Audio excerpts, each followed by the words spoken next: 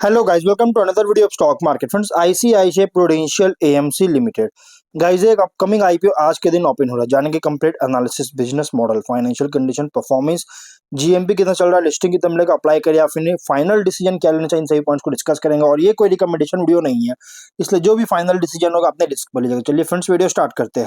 IPO जो है 12 दिसंबर open हो रहा है आज के दिन और 16 दिसंबर क्लोज किया जाएगा। 3 डे आईपीओ है। ₹1 का फेस वैल्यू, 2061 टू 2165 रुपीज पर शेयर की प्राइस बैंड, 6 शेयर्स के lot size. OFS IPO fully OFS है। एक भी रुपया कंपनी के पास नहीं है, बल्कि इन्वेस्टर्स के पास जाएंगे। बुक बिल्ट आईपीओ एनएससी और बीएससी दोनों एक्सचेंज में लिस्टिंग किया जा रहा है, जो कि 4.9 करोड़ शेयर्स का इशू किया गया। 10,602.6 करोड़ का इशू साइज रखा गया है। और अलॉटमेंट डेट 17 दिसंबर का 18 दिसंबर रिफंड्स रिलीज किया जाएगा। शेयर्स डिमेट अकाउंट में क्रेडिट होगा। 19 दिसंबर का लिस्टिंग डेट रखा गया है। क्यूआई भी 50% ऑफर किया गया। रिटेल में एचएनआई में 15% का, रिटेल में 35% ऑफर दी गई है। रिटेल मिनिमम 1 लॉट अप्लाई कर सकते हैं। 6 शेयर्स में 13,000 पे करना पड़ेगा। मैक्सिमम 15 लॉट अप्लाई कर सकते हैं। 1.9 लाख रुपीज पे करना पड़ेगा। Small HNI minimum 16 lot apply कर सकते हैं। 2.1 लाख रुपीज पे करना पड़ेगा। मैक्सिमम 76 लॉट अप्लाई कर सकते हैं। 9.9 लाख रुपीज पे करना पड़ेगा। Big HNI minimum 77 lot apply कर सकते हैं। 10 लाख रुपीज पे करना पड़ेगा। मैक्सिमम का कोई लिमिट नहीं है बिग एचएनआई में। अब अगर हम बात करें इस कंपनी के जीएमपी को लेकर, तो कंपनी का जो जीएमपी चल रहा है 149 रुपीज का, 6.9% का लिस्टिंग एक्सपेक्ट कर सकते हैं, जो कि एक अच्छी एवरेज लिस्टिंग मिलने जा रहा है।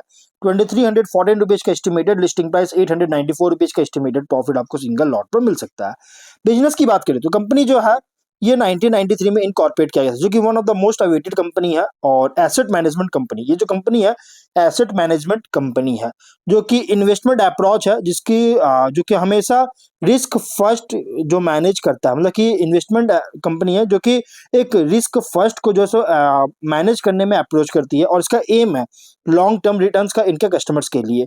और कंपनी जो एक्टिव है क्वार्टरली एवरेज, मतलब क्यू ए मतलब quarterly average asset under management के लिए, जो कि 30 सितंबर के अकॉर्डिंग लगभग QAAUM जो है 10,147 बिलियन रुपीज का है।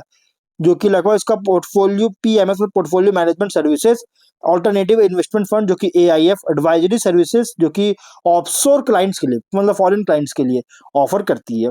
कंपनी जो लार्जेस्ट नंबर ऑफ स्कीम्स का म्यूचुअल फंड इंडस्ट्री में मैनेज करता है, जो कि गाइस आपने इसका नाम भी सुना होगा, mutual fund ICICI prudential mutual fund आपने सुना होगा। तो आपने या फिर आपने सुना भी नहीं तो आपने देखा भी होगा, आपने इन्वेस्ट भी किया होगा, उसमें बहुत सारे लोगों ने इन्वेस्ट भी किया होगा। तो इस तरह से म्यूचुअल फंड मतलब कि कंपनी जो है सर्विस प्रोवाइड करता है, मैनेज करता है, जो कि लार्जेस्ट नंबर ऑफ स्कीम्स है कंपनी के पास। 30 सितंबर के अकॉर्डिंग 143 स्कीम्स, जो कि लगभग 44 equity and equity oriented schemes है, 20 डेट स्कीम्स है, 61 passive schemes, 15 domestic fund of fund schemes और 1 लिक्विड फंड्स है स्कीम है, और 1 ओवरनाइट स्कीम और 1 आर्बिट्रेज स्कीम कंपनी प्रोवाइड करता है। कंपनी जो है strong pan India distribution network है, लगभग 23 स्टेट्स, 4 यूनियन टेरिटरीज में 274 ऑफिसेस है जिसके द्वारा मैनेज करता है। सर्विसेज में फर्स्ट है म्यूचुअल फंड बिजनेस, जो कि इक्विटी, जो मैंने आपको ऑलरेडी बताया। पोर्टफोलियो मैनेजमेंट सर्विसेज, जिसमें कंपनी का आई प्रूडेंशियल पीएमएस कॉन्ट्रैक्ट स्ट्रेटजी, देखिए आईसीआईसीआई पीएम प्रूडेंशियल में आपको कवर नहीं, इसमें मतलब कि मैं आपको नहीं बताऊं, क्योंकि ऑलरेडी हर जगह लिखा हुआ है कंपनी का नाम में जो जुड़ा हुआ है आईसीआईसीआई प्रूडेंशियल। देखिए PMS pipe strategy, PMS growth leaders strategy, PMS value strategy, PMS large cap strategy, PMS S strategy इसके पोर्टफोलियो पीएमएस में है।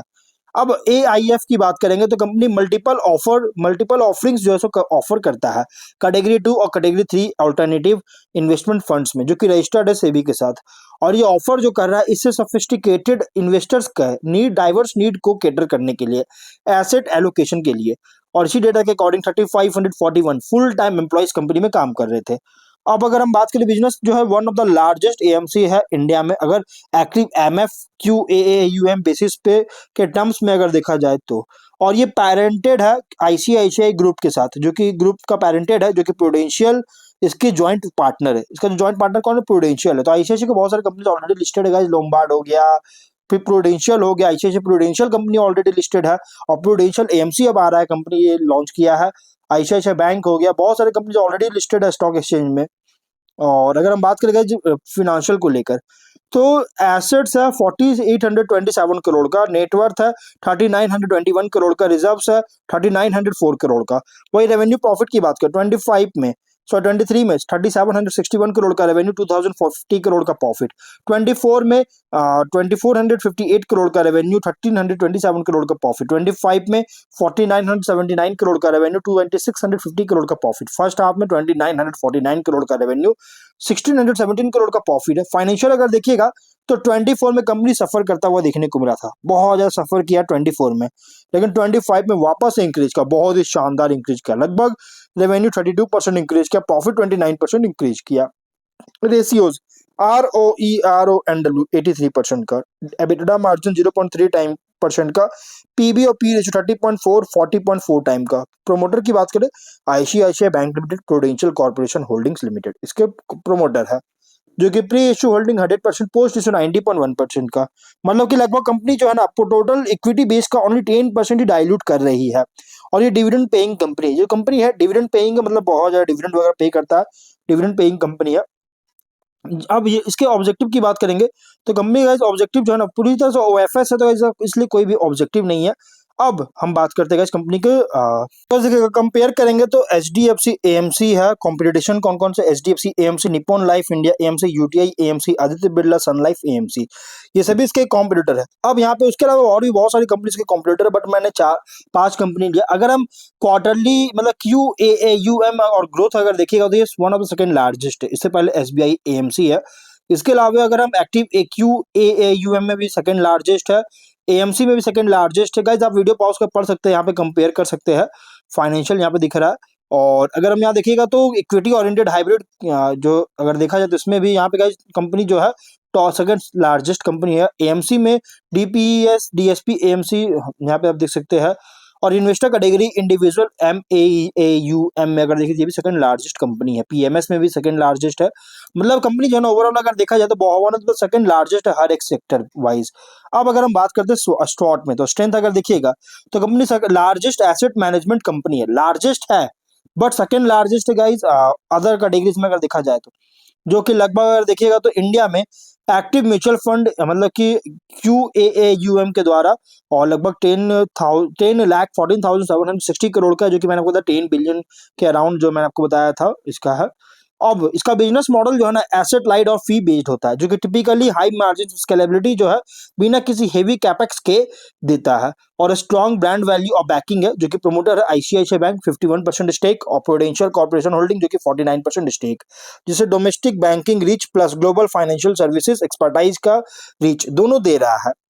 और diversified product portfolio equity funds वगैरह इस समय आप देख सकते हैं देखने को मिल रहा है, जिससे एक रेसिलियंस जो है मार्केट साइकिल्स और इन्वेस्टर सेगमेंट में देती है।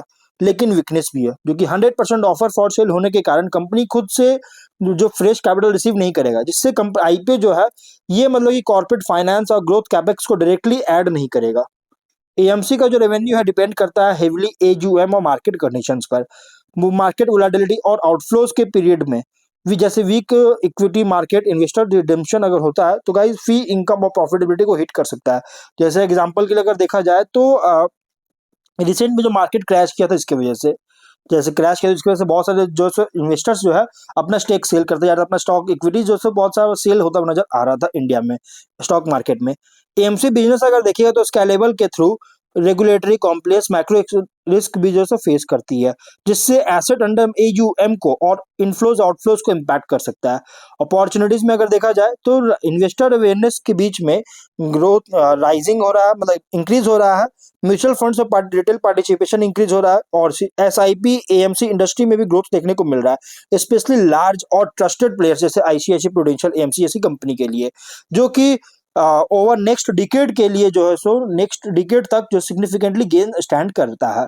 और एएमसी जो है प्रोडक्ट वाइड प्रोडक्ट रेंज के साथ कंपनी जो है PMS AIF advisory offshore mandates जरूरी है, जो कि हाई मार्जिन सेगमेंट को म्यूचुअल फंड्स के अलावा कैप्चर कर रही है।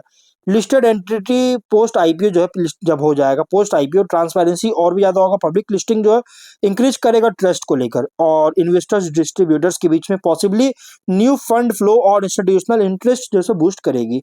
और थ्रेट में अगर देखिएगा तो मार्केट साइकिल रिस्क भी है, जैसे एएमसी रेवेन्यू जो है फ्लक्चुएट कर सकता है मार्केट परफॉर्मेंस के साथ, जो कि शार्प डिक्लाइन आ सकता है, जैसे क्रैशेस हो गए, equity crash, interest rate spike, या फिर मैक्रो इकोनॉमिक स्लो डाउन, जो कि इक्विटी क्रैश किया था यहाँ से लगभग 1 साल पहले बहुत बुरी तरह से मतलब कि इक्विटी मार्केट क्रैश क्रैश करता हुआ नजर आया था, जिससे रिडेम्पशन लीड कर सकता है और प्रॉफिटेबिलिटी इंपैक्ट करेगा। इसकी वजह से इंटेंस कंपटीशन है मल्टीपल डोमेस्टिक एएमसी और ग्लोबल मैनेजर्स से इंडिया में, हाई कंपटीशन है फंड फ्लोज के लिए, जिससे फी रेट्स मार्जिन को प्रेशराइज कर सकता है और हायर मार्केटिंग और डिस्ट्रीब्यूशन स्पेंड रिक्वायरमेंट हो कर सकता है। रेगुलेटरी रिस्क है, जो कि एएमसी सेक्टर रेगुलेटेड है, सेबी नॉर्म्स में चेंज होता है, फंड हाउस रेगुलेशंस, कॉम्प्लायंस या टैक्स फी स्ट्रक्चर के कारण बिजनेस डायनामिक्स और कॉस्ट स्ट्रक्चर को अफेक्ट कर सकता है। तो गाइज ये तो था कंपनी का स्वॉट को लेकर। अब हम लोग पीयर से कंपैरिजन करते हैं। अगर कंपेयर करें अदर लिस्टेड लीडिंग एएमसी से इंडिया में, जैसे एचडीएफसी एएमसी लेके चलते हैं, तो ये जो है ना, ये one of the largest AUM और ब्रॉडकास्ट स्कीम कवरेज है, जो कि स्केल एडवांटेज दे रहा है फीस एंड इन्वेस्टर रीच में, और एसेट लाइट फी बेस्ड मॉडल होने के कारण एएमसी बिजनेस जो है ना, ये लगभग बेटर मार्जिन पोटेंशियल दे सकता है, और कैपिटल इंटेंसिटी जो है लोअर है अगर मैन्युफैक्चरर और रियल एस्टेट फर्म से कंपेयर करें, जिससे कंपैरेटिवली स्टेबल फाइनेंशियल सर्विस बेट हो सकता है। मार्केट साइकिल्स पर भी ये भी लेकिन सब्जेक्टेड है, मतलब मार्केट साइकिल्स पर डिपेंड करता है।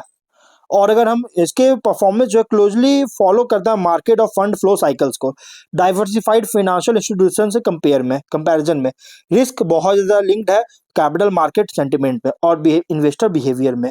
और इसलिए गाइज अगर आप इसमें अप्लाई करने का सोच रहे हो गाइज, तो मीडियम टू लॉन्ग टर्म के लिए कंसिडर कर सकते हो। और ये गाइज फुल्ली प्राइस्ड आईपीओ भी रखा गया है, जीएमपी 149 रुपीज का, लगभग 7% के अराउंड लिस्टिंग मिल सकता है। तो आप इसमें guys medium to long term के लिए कंसिडर कर सकते हैं।